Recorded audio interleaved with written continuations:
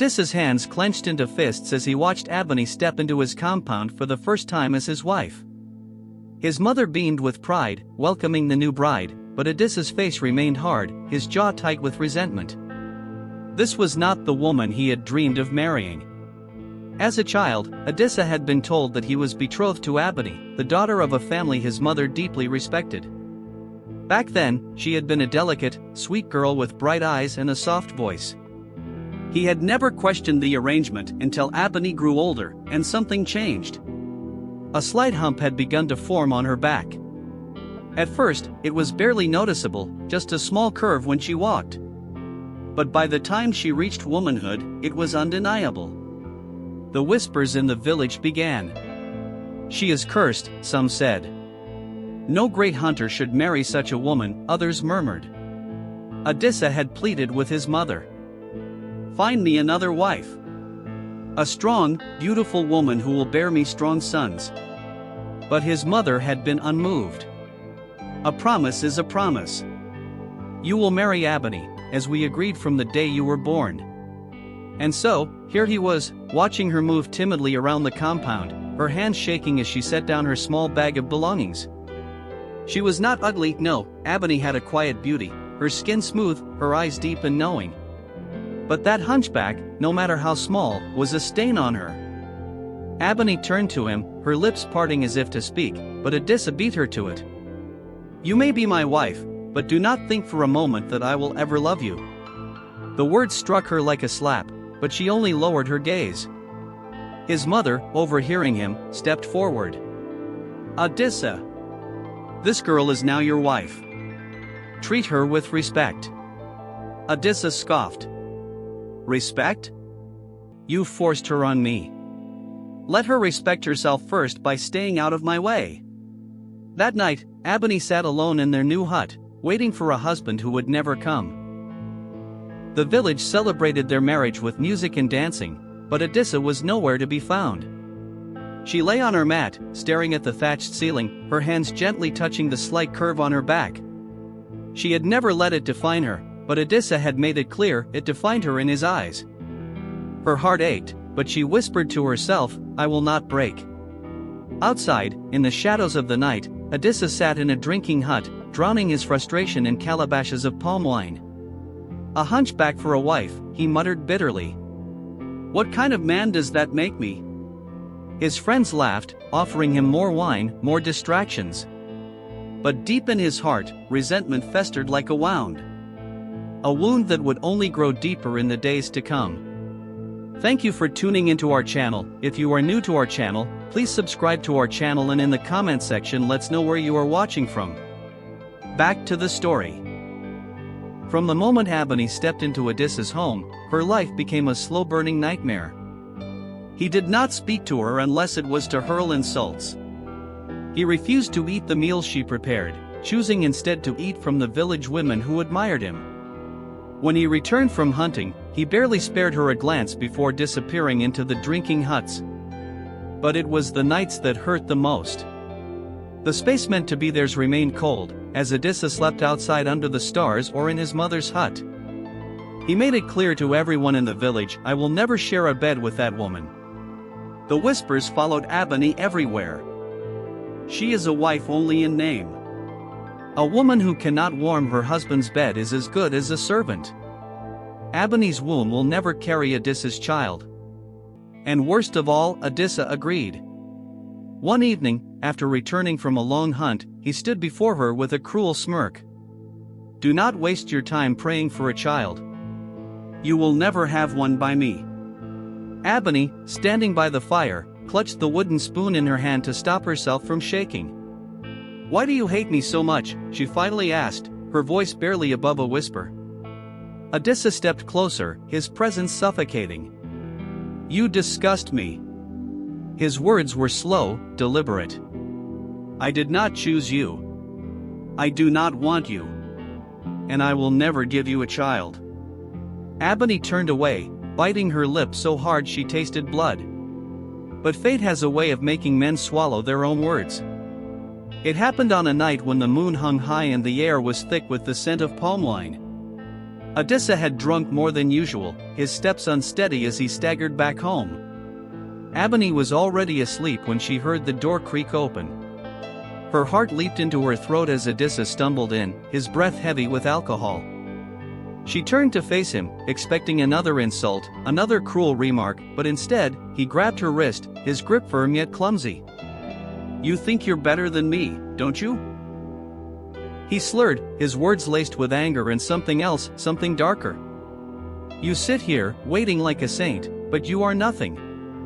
Before she could respond, he pulled her close. And that night, for the first time since their marriage, Adisa took her, without love, without tenderness, just a drunken act that he would not even remember by morning. Abeni lay awake long after he rolled away, staring at the thatched roof, her mind numb. She did not cry. She did not curse him. She simply stared.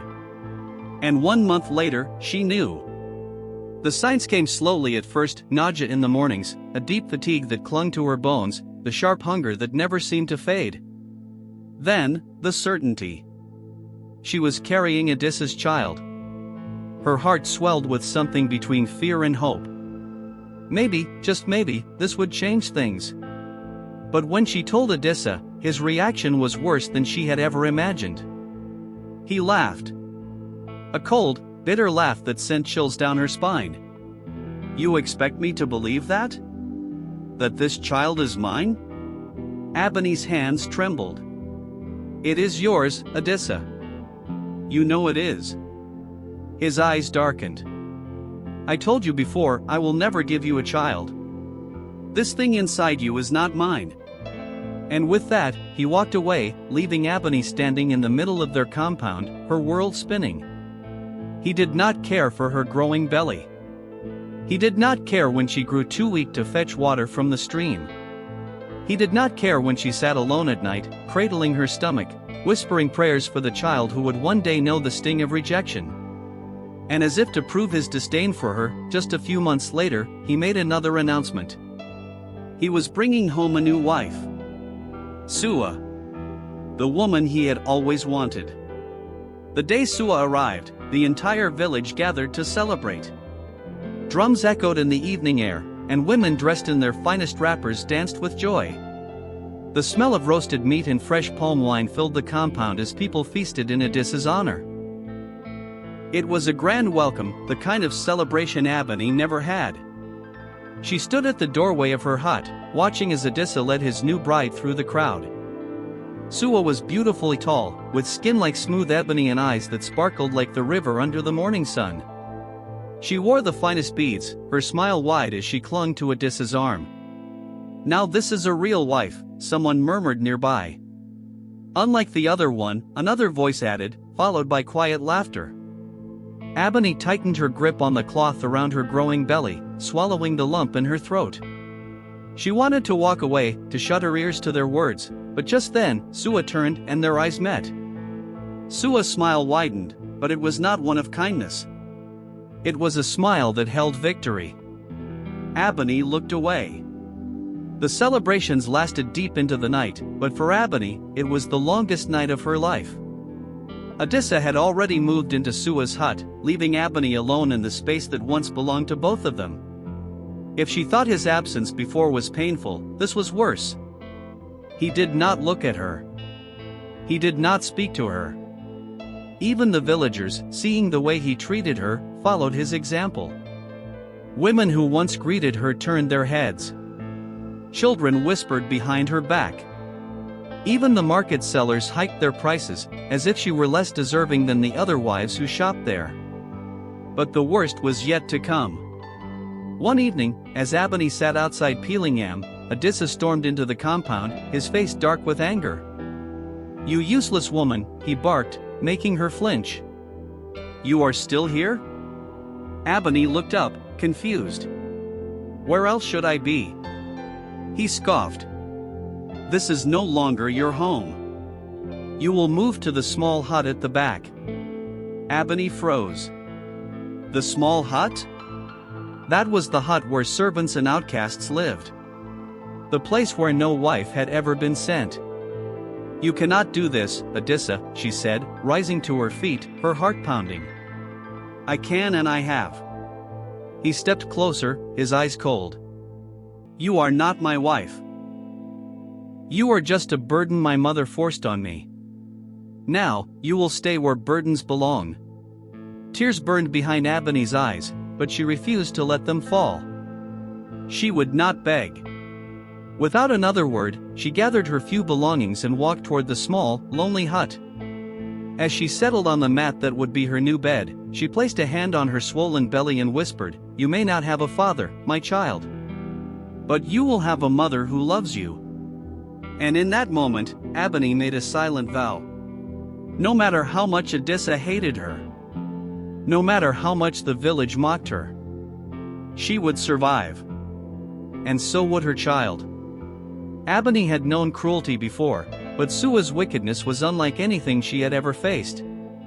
Sua took pleasure in tormenting her, ensuring that each day was harder than the last.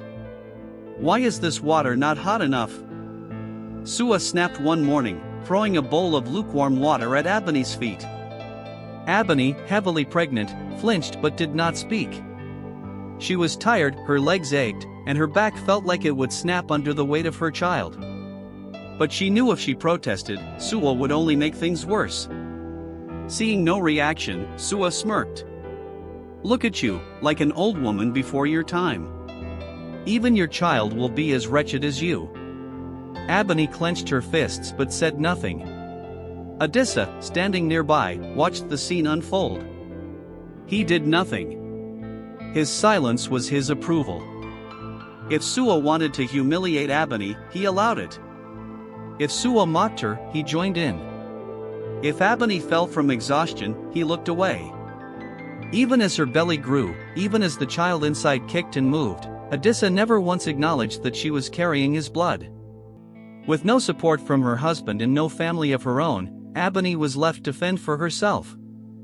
The villagers, though they pitied her, could only do so much. They whispered among themselves, "What kind of man treats the mother of his child this way? Even if he hates her, what has the unborn child done?" Despite their murmurs, no one dared challenge Adisa. But some kind souls secretly slipped small coins into Abeni's hands or left food at her doorstep in the dead of night. Abeni gathered the little she had and decided to start selling food at the village square.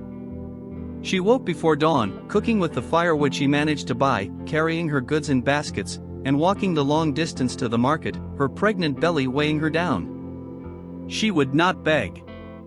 She would not break. She would survive. One evening, as Abeni packed up her stall, an old man approached her. His clothes were tattered, and his eyes sunken with hunger. "Please, my daughter," he begged, "I have not eaten all day." Abeni looked at the last portion of food she had. She had hoped to take it home for herself, but she knew hunger. She knew suffering. Without hesitation, she handed the man the plate and even gave him extra. The old man ate greedily, sighing in relief. When he was done, he wiped his mouth and looked at her with piercing eyes. "You have a good heart," he said. "And because of that, your son will change your life." Abeni gasped. "Son?" She had not yet given birth. How did he know? Before she could ask, the old man walked away, disappearing into the crowd. His words stayed with her. "A son? And he will change my life?" Weeks later, the pains came. Abeni labored alone in her small hut, crying out in agony. The village midwives assisted her, but Adisa never came. By dawn, she held her child, a beautiful baby boy, strong and healthy.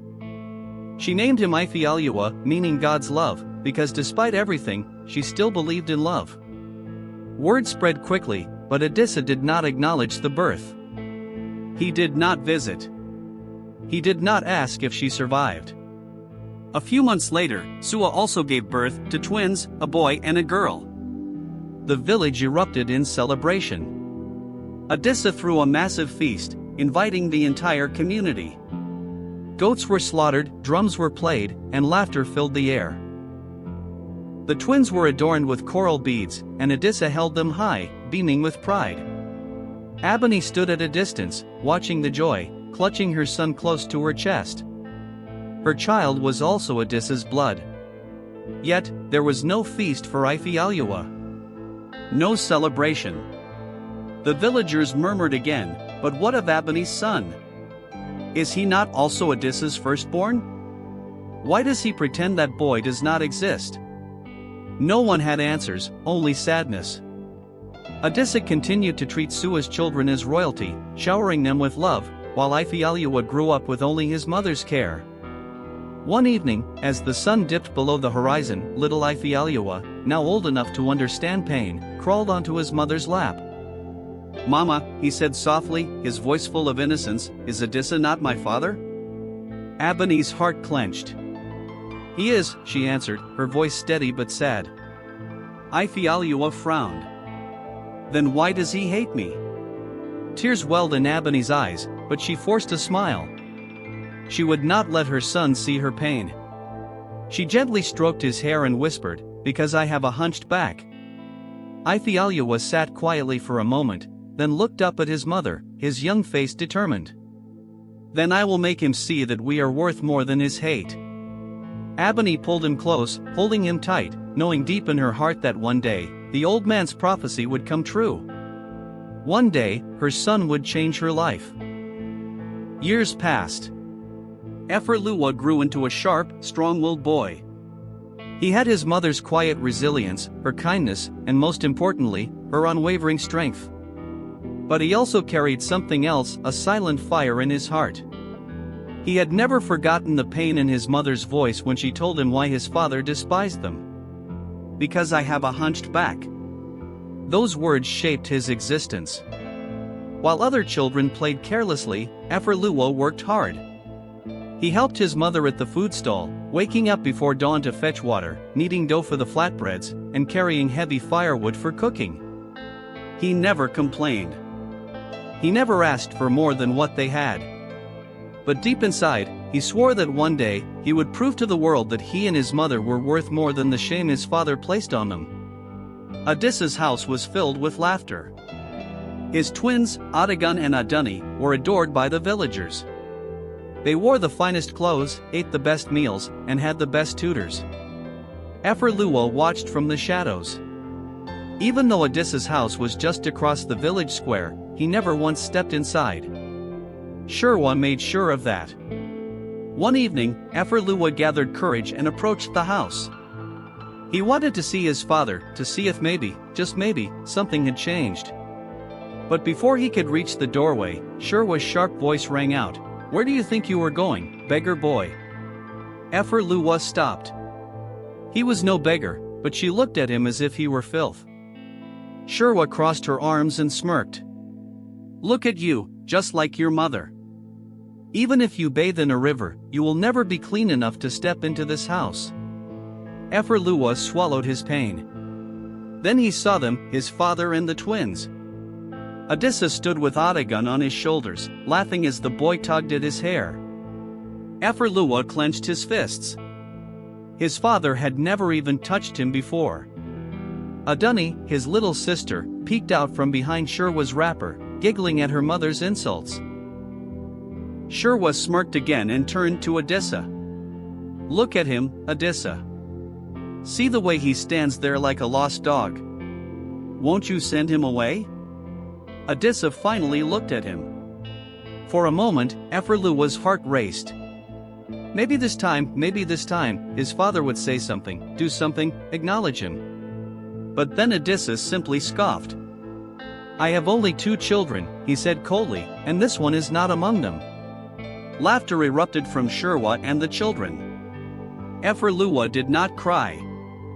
He refused to cry. Instead, he looked straight into his father's eyes and said, "One day, you will call me your son." Then he turned and walked away. That night, Ifeoluwa sat by the fire, staring at the flickering flames. His mother sat beside him, silently preparing their evening meal. Abeni had heard what happened. She had always feared this day would come, the day Ifeoluwa would learn that no matter how hard he tried, his father would never love him. She reached out and gently ran her fingers through his hair. My son, she whispered, I see the fire in your eyes. But do not let it consume you. Ephraluah turned to her. Mama, why does he hate us so much? Abeni sighed. Because he cannot see beyond my back. Silence stretched between them. Then Ephraluah clenched his fists. Then I will make him see me. Abeni's heart squeezed with both pride and fear. She prayed that her son's fire would not turn into something that would destroy him. But deep in her soul, she knew one day, Adisa would regret everything. The sun had barely risen, but Ephraluah was already awake, carrying a heavy sack of firewood on his small shoulders. His muscles burned, his feet ached, but he did not stop. Abeni watched him from the doorway of their small hut, her heart breaking at the sight. Her son was still just a child, yet he carried burdens far beyond his years. Abeni had worked tirelessly since giving birth to her son. With no support from Adisa, she had no choice but to become both father and mother. The villagers helped when they could, but no one could erase the deep shame that followed her like a shadow. Despite everything, she never let Ephraluah go hungry. She sewed clothes in the dim light of the night. She woke up before dawn to start her firewood business. She endured insults, humiliation, and pain, but never once did she complain. Yet, she knew that no matter how hard she worked, life in the village would always be unfair to Ephraluah. Adisa's children, Adagan and Adani, walked around dressed in fine clothes. They had tutors, good food, and a father who adored them. Ephraluah had nothing but the love of a mother. But sometimes, love was not enough. One afternoon, Ephraluah returned home from fetching water and saw his mother sitting outside their hut, her head bowed. Her hands trembled. He rushed to her side. Mama, what is wrong? She forced a smile. Nothing, my son. But Ephraluah saw the way she clutched her stomach. He knew what hunger looked like. They had food, but Abeni always made sure he ate first. Many nights, she would say, I am not hungry, but Ephraluah had noticed how she swallowed hard whenever she smelled the food.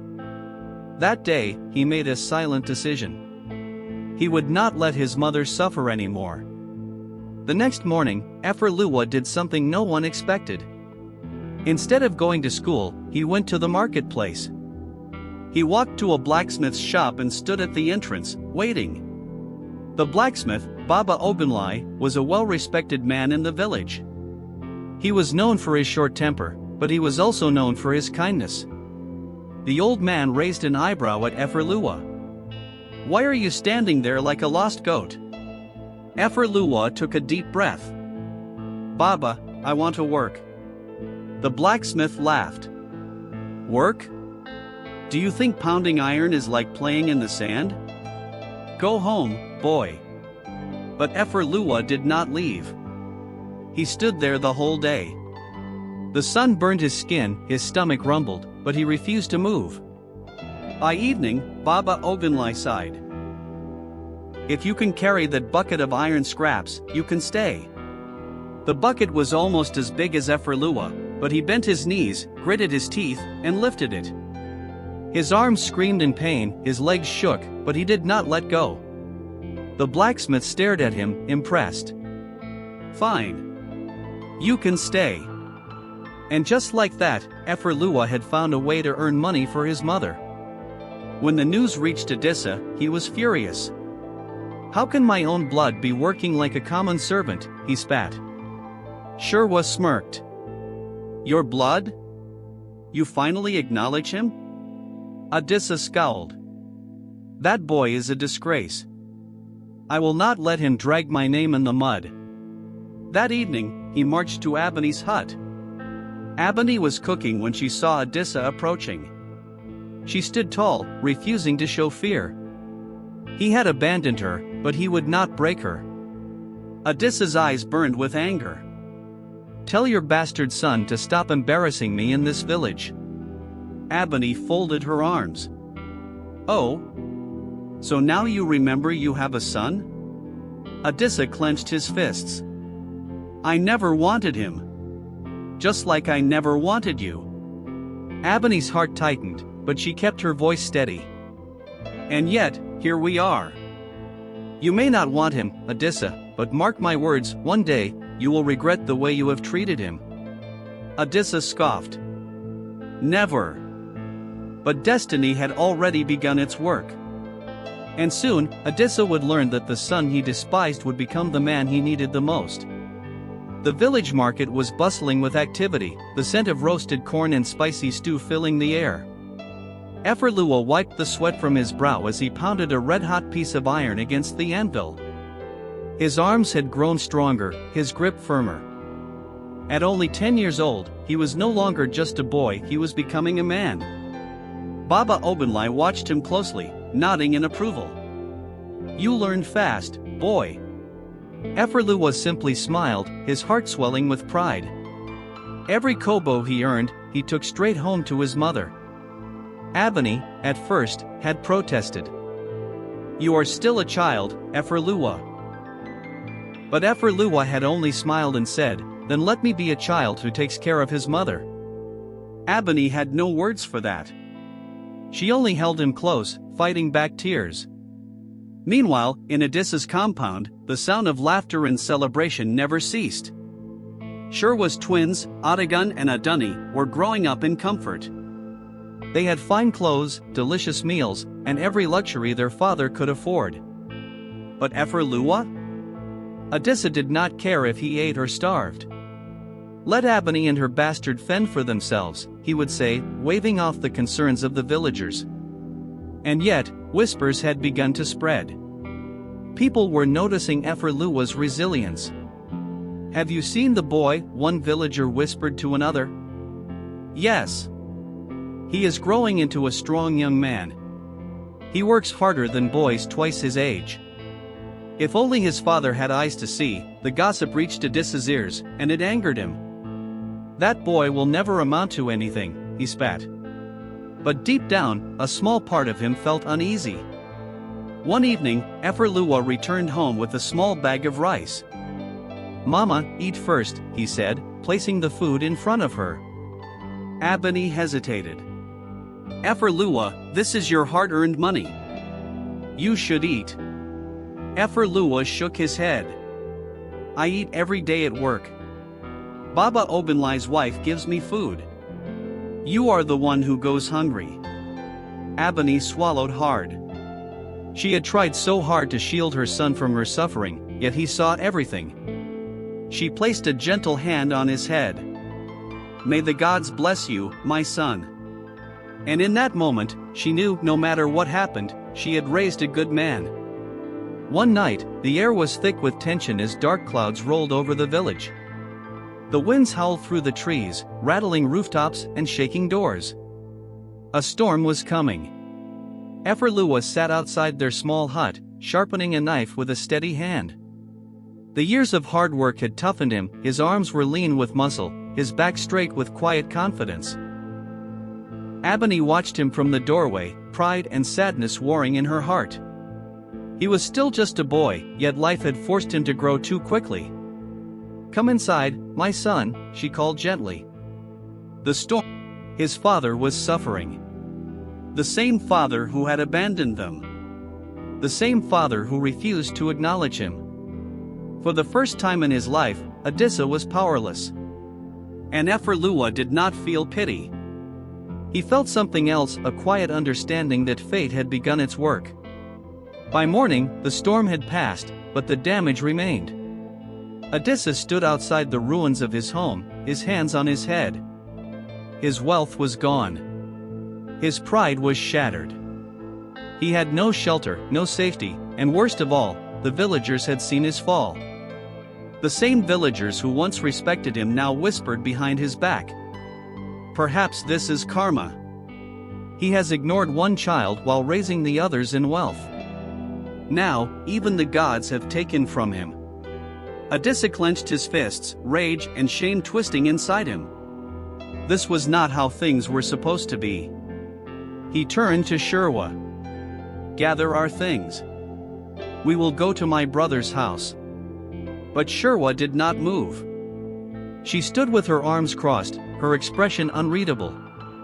I am not going anywhere with you, she said coldly. Adisa frowned. What? Shurwa let out a bitter laugh.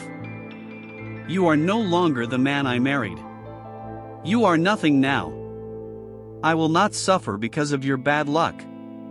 With that, she grabbed Adagun and Adani and walked away, leaving Adisa standing alone in the ruins of his once great life. For the first time, he felt the sting of rejection, the same sting he had once given to Abeni and Eferlua.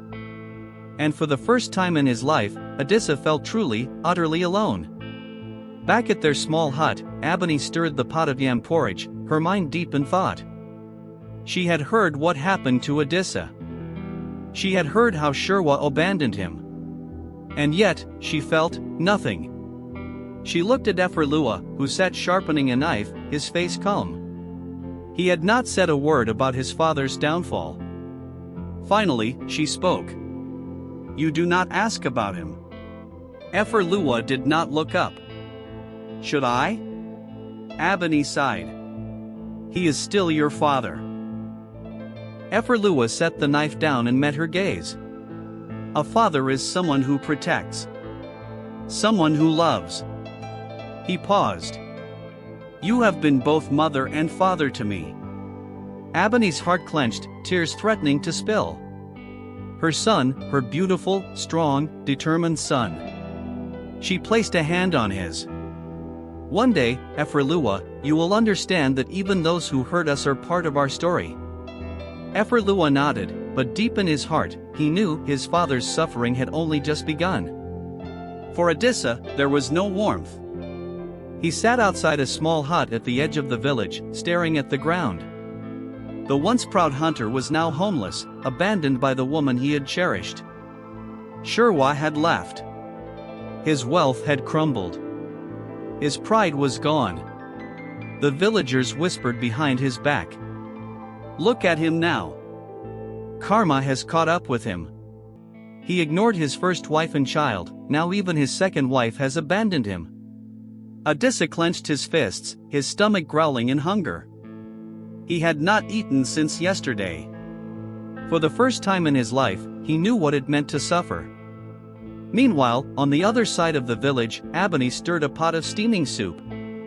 The smell of rich spices filled the air, drawing customers to her food stall. Her business had grown beyond expectations. People traveled from nearby villages just to taste her meals. She had gone from a rejected, mistreated wife to a respected woman in the community. And beside her, Eferlua worked diligently, serving food, collecting payment, and helping his mother expand their small business. At only 15, he was already a man. Mama, he said one evening as they sat counting the day's earnings. I want to build us a house. Abeni blinked in surprise. A house? Yes. Eferlua nodded. We have worked hard, and you deserve a home where no one will ever look down on you again. Abeni's eyes filled with tears, but she smiled. My son, you have the heart of a king. Days passed. Hunger gnawed at Adisa's stomach like a beast. One evening, weak from starvation, he staggered through the village looking for work. He stopped at a farm. Please, I will do anything. Just let me work for food. The farmer eyed him with pity. Adisa, the mighty hunter, begging for food? Adisa swallowed his pride. Please. The farmer sighed and tossed him a small basket. Harvest those yams. You'll get a meal when you're done. Adisa bent to work, his once powerful arms trembling under the weight of the yams. This was his life now, working for scraps, living in shame. And then, one evening, as he walked past the marketplace, he smelled something familiar. Abeni's cooking. His stomach twisted with hunger and something deeper, regret. He turned a corner and stopped dead in his tracks. There, in the center of the bustling food stall, was Eferlua. Tall. Strong. Confident. Laughing with customers. Everything a son should be. Adisa's chest tightened. That was his son. His blood. And yet, he was a stranger. For the first time in his life, Adisa felt the pain of being forgotten. The next day, weak and desperate, Adisa swallowed his shame and did what he never imagined he would do. He went to see Abeni. She was sitting outside her new home, a beautiful, well-built house made from her own sweat and labor. Efrelua was at the side, chopping firewood. Adisa hesitated. Then, taking a deep breath, he stepped forward. Abeni looked up and froze. She had not seen this man in years. His once powerful body was thin. His eyes, once sharp with pride, were dull with suffering. He no longer looked like the mighty Adisa. He looked like a broken man. "Abeni," he said, his voice hoarse. "Please. I need help." Efrelua turned at the sound of the voice. For a moment, he did not recognize the man. Then Abeni stood slowly and said the words that made Efrelua's blood run cold. "Your father is here." Adisa turned to Efrelua, his lips trembling. "My son," but Efrelua did not move. He felt nothing. This was the man who had rejected his mother. The man who had celebrated his step-siblings while pretending Efrelua did not exist. And now he was here, begging. Efrelua clenched his fists. Would he show mercy? Or would he let his father suffer as they once had? The choice was his. Silence stretched between father and son. Adisa's lips trembled as he looked at Efrelua, the son he had never acknowledged, the child he had condemned before he was even born. Now, the boy had become a man. Strong. Successful. Respected. Everything Adisa was not. And he had done it all without his father. Abeni watched, arms crossed. She had no pity for Adisa, but she would not interfere. This was between him and Efrelua. Finally, Efrelua took a step forward. "You call me your son now?" His voice was steady, but his eyes burned with years of pain. Adisa lowered his gaze. "I was wrong." His voice cracked. "I was blinded by my own pride and my hatred. I should have treated your mother with love. I should have been there for you." Efrelua studied him. The once mighty hunter was now nothing more than a starving, broken man. A part of him felt satisfaction, justice had been served. But another part of him, the part raised by a kind and forgiving mother, struggled with the sight before him. Adisa was suffering. The same way Abeni had suffered. The same way he had suffered. Efrelua inhaled deeply, his chest rising and falling. Then, he turned to his mother. "Mama, what should I do?" Abeni exhaled. "The choice is yours." For a long time, Efrelua said nothing. He looked at Adisa, then at his mother, then back at the man who had abandoned them.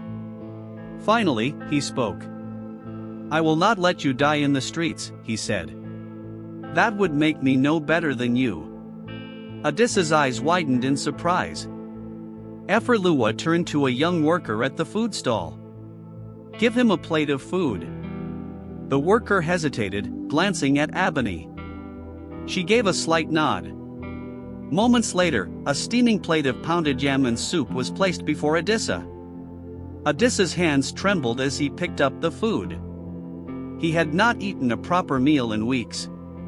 Tears spilled down his cheeks as he took his first bite. The same food he had once mocked Abeni for selling was now his salvation. Efrelua watched him eat, then spoke. "You will not live with us," he said firmly. "You made your choices, and we have moved on. But if you need food, you can come here. Eat. Work if you are able. But you will never call me son again." Adisa swallowed hard. The words cut deeper than any blade. He nodded, shame weighing heavy on his shoulders. For the rest of his days, Adisa remained in the village, a shadow of the man he once was. He watched from a distance as Efrelua flourished, as Abeni smiled, as the life he could have had slipped further away. regret followed him like a ghost. And every time he passed the food stall, he was reminded of one truth: he had maltreated his wife, and lived to regret it. If you enjoyed our story, please support us by subscribing to our channel and leave your thoughts in the comments section. Thank you for watching and see you in our next story.